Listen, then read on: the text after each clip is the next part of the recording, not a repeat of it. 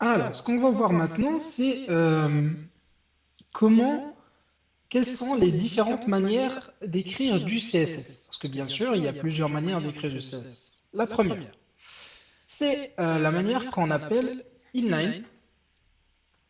Et qu'est-ce que ça veut dire inline en français? Ça veut dire dans la ligne, écrire du CSS dans la ligne. Mais quelle ligne? Bah, tout simplement, on va écrire du CSS dans la ligne HTML et plus exactement dans la balise concernée. Comme vous le voyez bien ici dans cet exemple-là, on a une balise qui s'appelle span. Et on va venir écrire du CSS comme un attribut. Donc on va utiliser l'attribut style, on va mettre égal le nom de la propriété et la nouvelle valeur. Notez bien que dans cette manière d'écriture, on n'a pas besoin de sélecteur. Pourquoi on n'a pas besoin de sélecteur? Parce que tout simplement, vu qu'on écrit notre CSS dans la balise elle-même, ça veut dire que on n'a pas besoin de sélectionner la balise, vu qu'on l'écrit déjà dans la balise. Donc ça, c'est la première manière d'écrire du CSS. Ensuite, il existe une deuxième manière qui s'appelle internal, ça veut dire euh, à l'intérieur de quoi on va écrire du CSS à l'intérieur de notre page HTML. Comme ça, on aura juste à envoyer un seul fichier à notre navigateur qui est la page HTML et qui va contenir le CSS plus notre code HTML. Comment on fait ça de la manière internale? Tout simplement, on ouvre une balise qui s'appelle la balise style. Donc on ouvre la balise et entre l'ouverture et la fermeture, on écrit le CSS de la manière basique, c'est-à-dire sélecteur plus propriété plus valeur. Il existe encore d'autres manières. Il existe la manière externale. Et qu'est-ce que ça veut dire la manière externale? Ça veut dire tout simplement on va ouvrir ou créer un nouveau fichier CSS. Dans ce fichier-là, on va écrire tout le CSS concerné, puis on va aller dans notre page HTML et on va faire un lien entre notre page HTML et notre fichier CSS. Donc ici, c'est comme ça qu'on fait le lien. Donc c'est un link, link en anglais, c'est en anglais, ça veut dire en français lien. Donc c'est un lien de type feuille de style, il contient du texte et du CSS, et là c'est le nom de notre fichier. Il existe une quatrième manière ensuite d'alimenter une page HTML avec du CSS qui s'appelle l'import. L'import, c'est exactement pareil que l'external, c'est-à-dire on aura besoin d'un fichier extérieur à notre page HTML où on va écrire tout le CSS concerné, mais on va l'importer dans la balise style. Donc ce que le navigateur va faire, c'est qu'il va copier tout le contenu de notre fichier CSS, il va le coller dans la balise style et ensuite, il va compiler notre page HTML pour nous afficher le site web. Donc maintenant qu'on connaît à peu près ces quatre manières, on va les pratiquer tout de suite. Ici, moi j'ai le fichier, HTML de cours HTML qui est sur ma chaîne. Si vous ne l'avez pas encore vu et vous avez besoin de vous mémorer un peu les bases de HTML, je vous conseillerais d'aller le voir. Sinon, je vais vous mettre ce fichier HTML qu'on a créé pendant le premier cours dans le lien dans la description, que vous pouvez télécharger et continuer avec nous ce cours-ci. Alors, ici, comme vous le voyez, donc j'ai mon head, j'ai mon body, et dans mon body, j'ai 6 titres de H1 jusqu'à A6. On va commencer par pratiquer la première manière d'écrire du CSS, c'est-à-dire la manière inline. Donc, on va venir ici dans notre H1, on va faire l'attribut style, je fais un égal, et à l'intérieur de parenthèse, je vais écrire la propriété plus la nouvelle valeur que j'ai envie de donner. Sachant que vu que que j'écris du CSS de la manière inline, c'est-à-dire dans ma balise, j'ai pas besoin du sélecteur parce que c'est présélectionné. Je l'écris dans la balise, donc c'est présélectionné que c'est dans la balise que je vais écrire que le changement va se réaliser. Alors ici, on va prendre la propriété font size. Font size, ça veut dire taille du texte. Et je vais la mettre, par exemple, à 18 pixels. J'enregistre, j'actualise, et comme vous voyez, la taille de mon titre 1, elle a changé.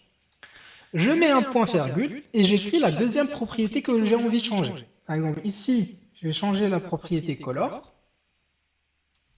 et je vais mettre la couleur à rouge. Rouge, ça veut dire red en anglais. Donc j'enregistre, j'actualise, et comme vous le voyez, la couleur et la taille de mon texte, ils ont changé. On peut encore écrire une autre propriété. Cette fois, je peux faire text decoration, c'est-à-dire la décoration du texte.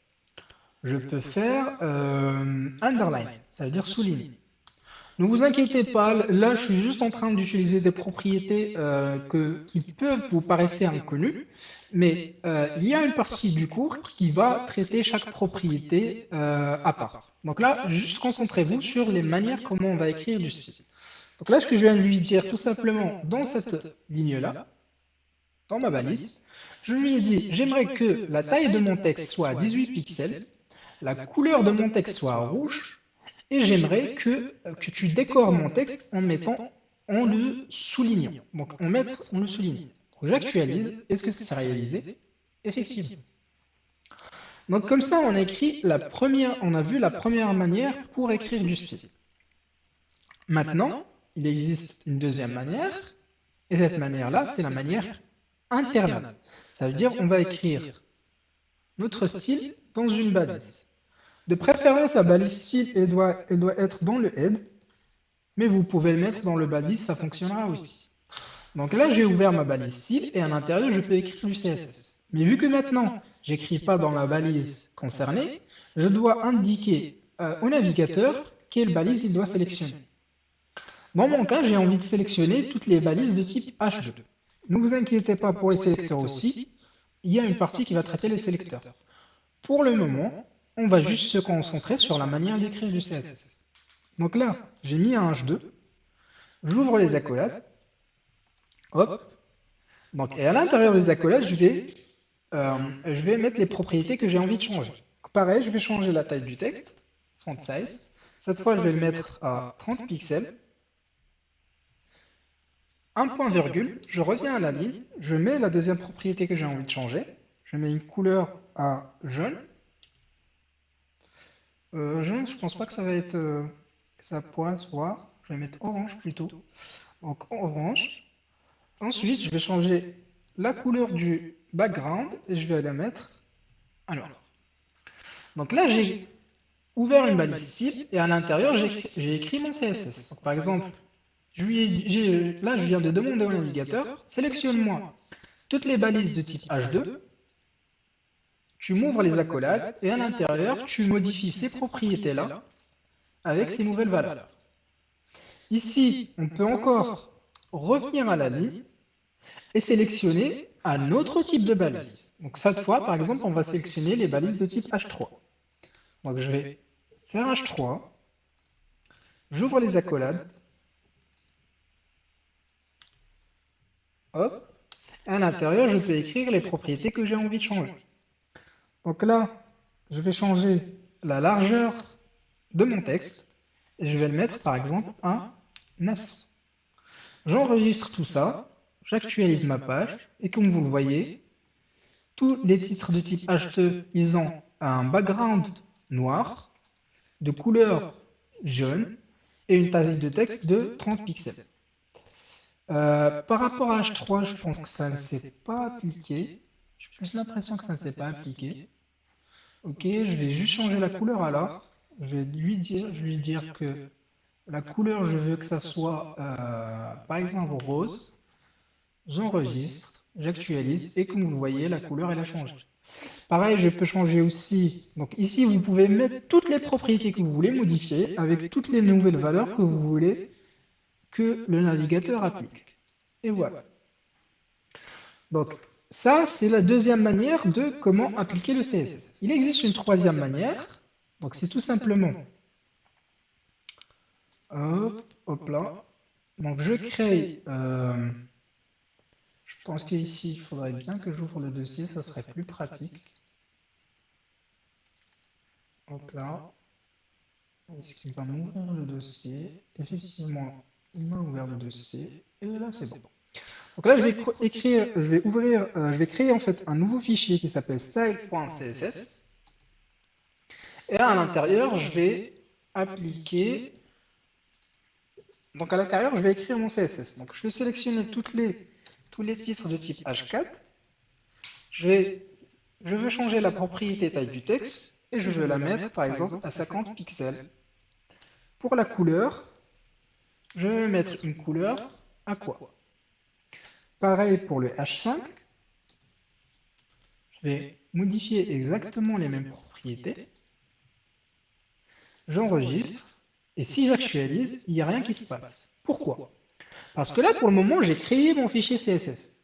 Mais je n'ai pas encore mis de lien entre ma page HTML et mon fichier. Donc le navigateur, il ne sait pas s'il existe un lien. Donc, ce que je vais faire, c'est que je vais venir dans ma page HTML et je vais indiquer à mon navigateur, donc dans le head, je vais créer un lien, c'est-à-dire un link. Un link de type... et hop là, non, c'est plutôt ici. Donc, je vais créer un lien de type, de plutôt un lien qui va contenir une feuille de style, de type texte ou CSS, avec le nom ou avec le lien, le chemin vers mon fichier. Donc là, je vais faire, donc c'est un link, ça sera une feuille de style, donc style sheet, de type texte et CSS,